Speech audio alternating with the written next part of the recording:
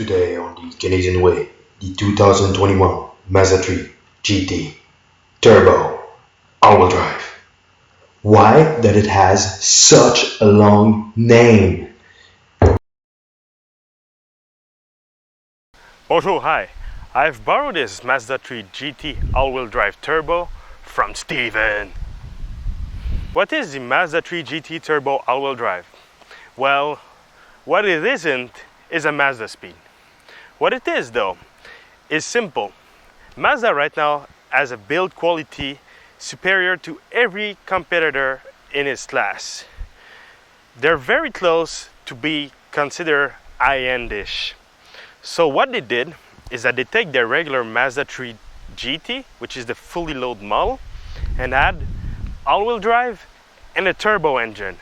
And they go straight in war with the Audi A3, the Mercedes CLA, and also Volkswagen GTI and Subaru WRX. Expensive for Mazda 3, but you get a turbo engine, all-wheel drive, and a fully loaded vehicle with only a few options missing, which costs $1,700 to add on your bill. So if you want this fully load, you're at around $38,000, which isn't that bad, and you're gonna see why in this review. The new Mazda 3, like the previous generation, look like a concept car. The front grille looks like a very happy and angry mouth at the same time.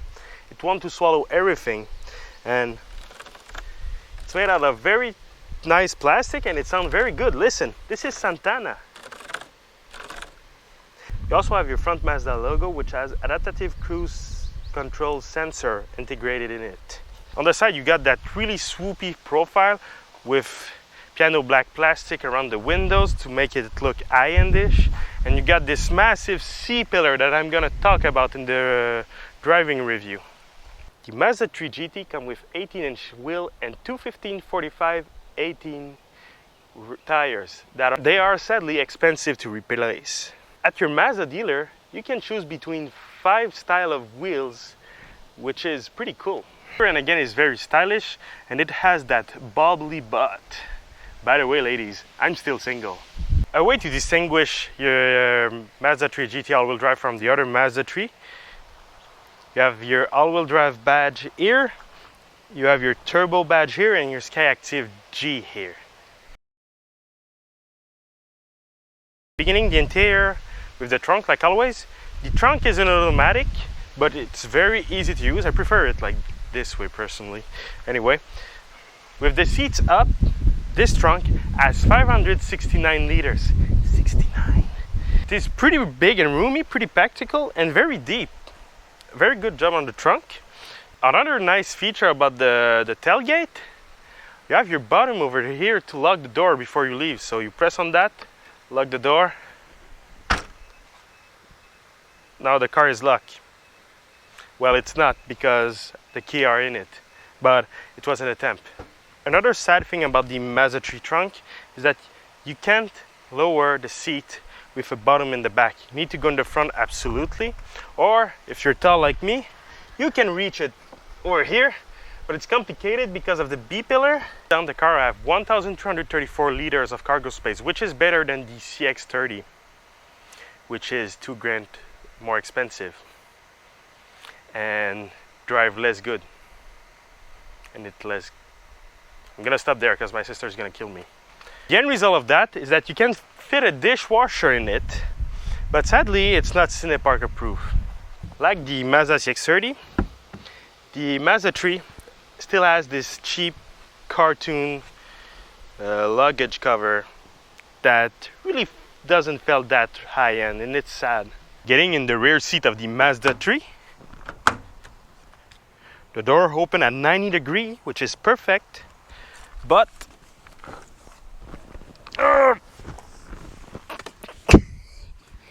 right now the front seat is at its backup maximum position, and I really don't fit. It's quite hard, and my head is in the roof. My head is touching the ceiling again, and I'm gonna hit my head again the pillar here because of the bump on the Canadian road. Otherwise, the seats are very comfortable and they're made in this beautiful red leather. Look at this door. The leather, the really nice plastic, aluminum handle, simili leather here. A really nice door. Like for rear seat, very good. There's nothing in the rear though. There's not even climate vents. This car is more built for people in the front than the rear. Getting in the front seat of the Mazda 3. The door opened pretty wide. The access is easy and I have a ton of space and the driving position is excellent. It's on the sporty side, the steering is close to you. I really like the driving position. Good job Mazda on that. And the seats, very, very comfortable. Again, it's in that red leather. Very nice seat.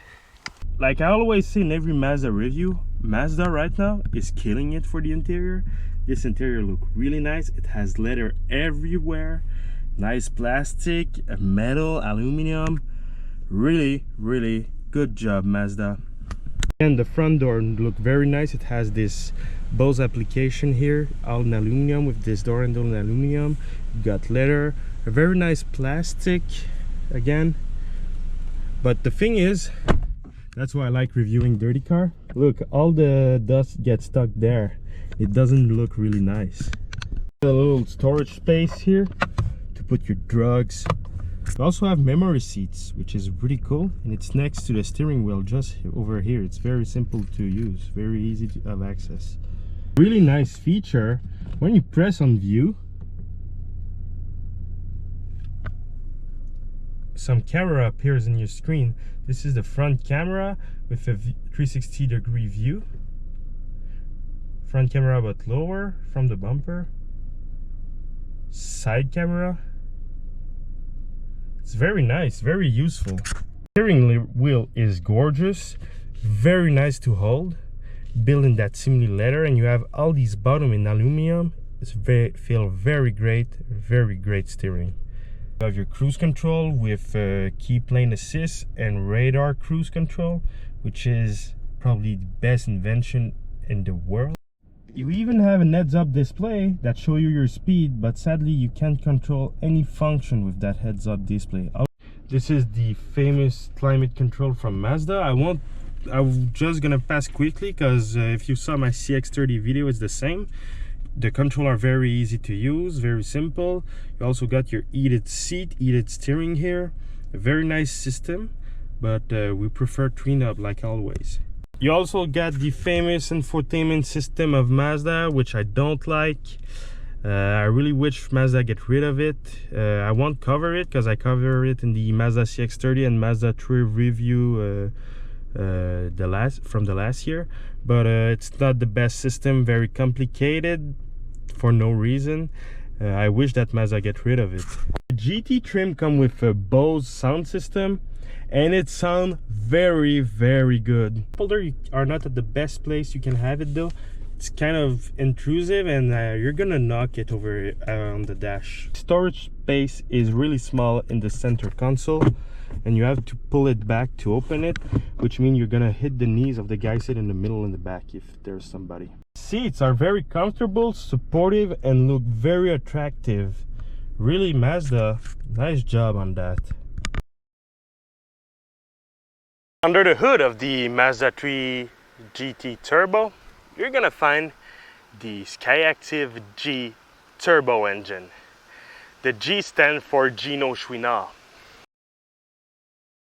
It produces, if you fill it up with regular octane, 227 horsepower and 310 foot-pound of torque.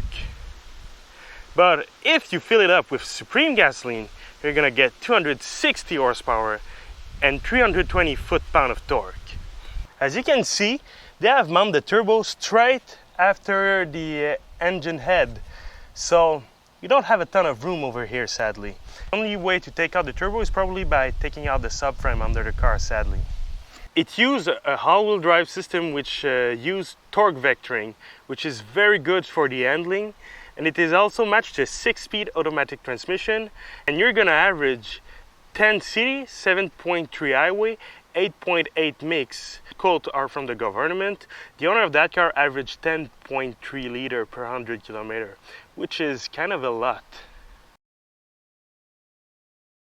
Driving the Mazda 3 GT Turbo all-wheel drive. First thing first, the rear visibility is terrible.